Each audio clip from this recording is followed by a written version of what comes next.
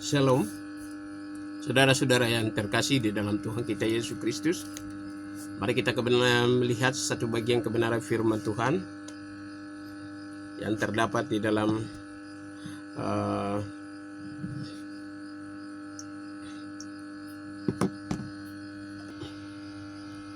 Shalom,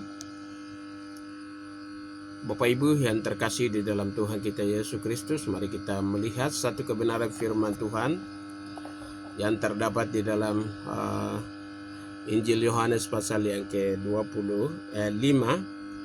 Injil Yohanes pasal yang ke-5. Injil Yohanes pasal yang ke-11 ayat yang ke-25. Demikian bunyi firman Tuhan. Jawab Yesus, "Aku kebangkitan dan hidup. Barang siapa percaya kepadaku, ia akan hidup walaupun ia sudah mati."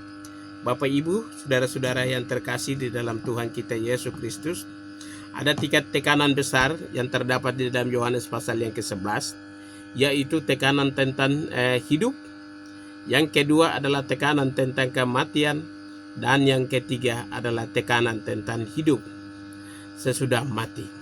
Pasal ini berisikan hal-hal yang terdapat menghibur, menguatkan seseorang yang kehilangan salah seorang yang dicintai karena meninggal dunia. Mari kita perhatikan 3 hal yang paling harus dinikmati atau harus kita perhatikan, yaitu yang pertama adalah hidup. Hidup itu adalah sementara. Hidup itu seperti uap. Sebentar dia naik, sebentar lagi kita sudah tidak bisa dapat lihat. Hidup itu seperti tai ayam. Sebentar panas, sedikit sudah dingin.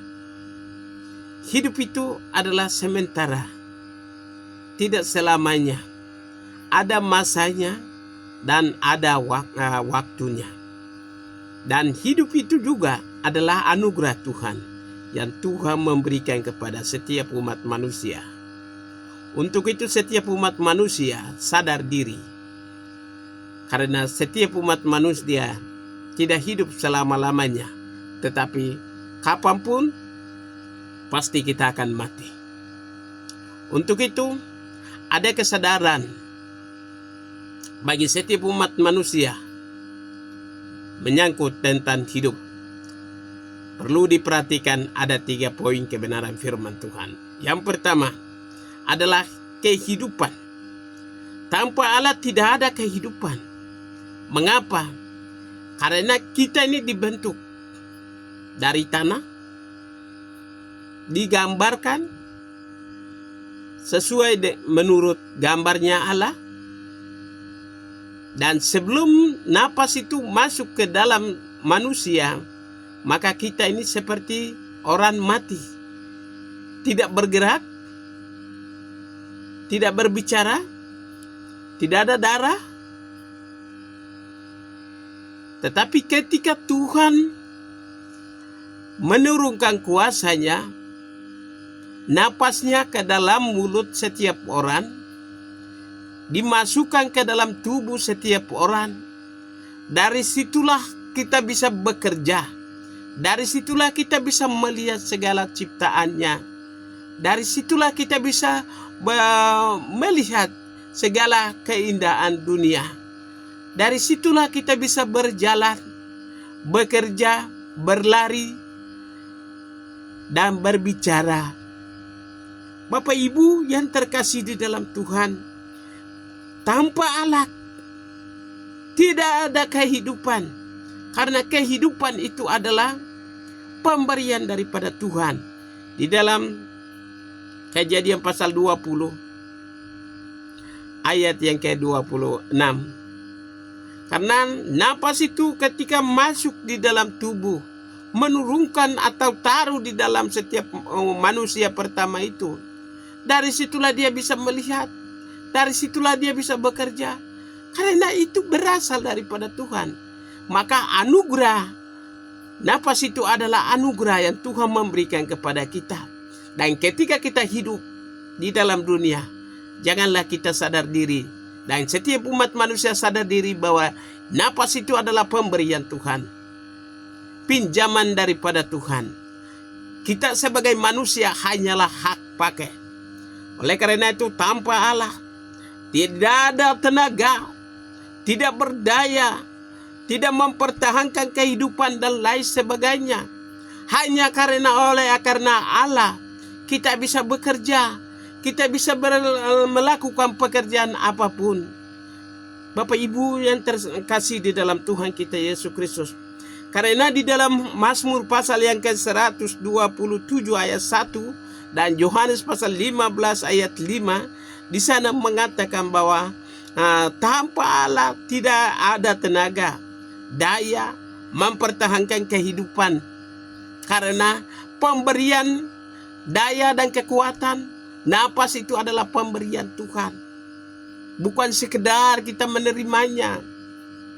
Dan saya dan saudara, ketika kita ada dan ketika Tuhan menghadirkan di dunia, kita tidak perlu menyombongkan diri, karena pemberian napas hidup itu adalah pemberian daripada Tuhan. Kekuatan dan kuasa itu adalah pemberian Tuhan, kita hak pakai di dalam dunia ini. Karena tujuan Allah memberi kehidupan adalah untuk memuliakan Tuhan. Karena Tuhan memberikan hidup ini adalah untuk memuliakan Tuhan, melayani Tuhan, melakukan kehendak Tuhan. Itu adalah pemberian Tuhan. Kita tidak sombong dengan segala yang kita miliki. Kita tidak sombong dengan segala jabatan yang kita miliki. Kita tidak sombong dengan segala harta benda yang kita miliki. Kita tidak sombong dengan segala kekayaan yang kita miliki. Tetapi muliakanlah Tuhan dengan segala harta bendanya. Muliakan Tuhan. Karena firman Tuhan mengajarkan kepada kita dalam Mazmur pasal yang ke-150 ayat yang ke-6 adalah tujuan memberikan kehidupan itu adalah untuk memuliakan Tuhan, bukan menyombongkan diri, bukan karena ego dan lain sebagainya. Karena semua itu adalah pemberian Tuhan. Yang kedua, Yesus kebangkitan dan hidup. Yang kedua adalah kematian. Karena dosa, kematian memasuki kehidupan manusia. Segala perbuatan yang najis di hadapan Tuhan, dosa itulah yang mematikan. Dosa itulah yang mengundang kematian. Dosa itulah yang dapat mengakibatkan. Oleh karena itu setiap kali kita hidup di dalam dunia ini, kita harus berwaspada. Kita hidup berhati-hati di hadapan Tuhan. Dan kita menjaga kesucian dan kemurnian di hadapan Tuhan. Karena kematian itu bisa datang, ada sebab dan ada akibat. Sebab kematian, sebab dosa, upah dosa ialah maut. Tetapi kasih karunia itu adalah hidup yang kekal. Jadi kematian itu hadir ketika kita berbuat dosa.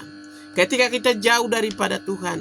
Ketika kita sudah lupa dengan Tuhan. Ketika kita hidup kita hanya terpaku dalam segala harta dan benda kita. Tetapi ingat bahwa pemberian hidup itu adalah sementara.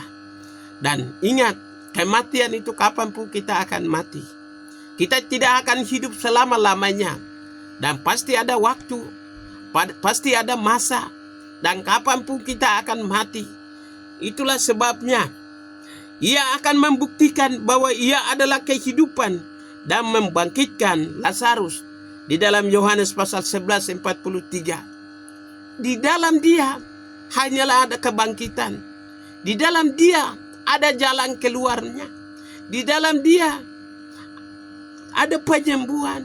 Di dalam Dia ada pembaharuan. Di dalam Dia ada kekuatan. Untuk itu kita ingat bahwa Dialah yang memberikan kepada kita supaya kita hidup di dalam dunia ini. Jangan lego dengan kehidupan ini, karena kehidupan itu adalah pemberian Tuhan dan kapanpun kita akan mati. Bapak Ibu yang terkasih di dalam Tuhan kita Yesus Kristus. Karena kenapa? Tuhan membuktikan kuasanya. Karena hanya di dalam Tuhanlah ada kebangkitan dan hidup. Di dalam dunia kita tidak akan menemukan jalan keluarnya. Di dalam dunia tidak dapat menemukan kebangkitannya. Tetapi hanya di dalam Yesus Kristus kita bisa menemukan kebangkitan. Yang ketiga, ada hidup sesudah kematian. Ketika setiap orang yang akan mati, ada kehidupan. Entah mereka yang percaya lalu meninggal, mereka ada kehidupan yang kekal di dalam kerajaannya. Bapak Ibu yang terkasih di dalam Tuhan kita Yesus Kristus, karena ada kebangkitan orang mati. Di dalam Wahyu pasal yang ke-20 ayat yang ke-13. Ada kebangkitan. Ada hidup setelah kita mati. Sayang sekali kalau kita tidak percaya lalu meninggal. Sayang sekali kita tidak sadar. Kita jauh daripada Tuhan lalu kita meninggal. Karena tidak ada kehidupan lagi. Dia akan masuk di dalam lautan api yang kekal. Setiap umat manusia termasuk saya dan saudara, kita sadar diri karena hidup itu adalah pemberian Tuhan. Dan kita akan mati. Firman Tuhan pada malam hari ini dia mengajarkan kepada kita bahwa Yesus kebangkitan dan hidup. Sekali lagi, Yesus ada kebangkitan dan hidup. Kiranya Tuhan Yesus memberkati.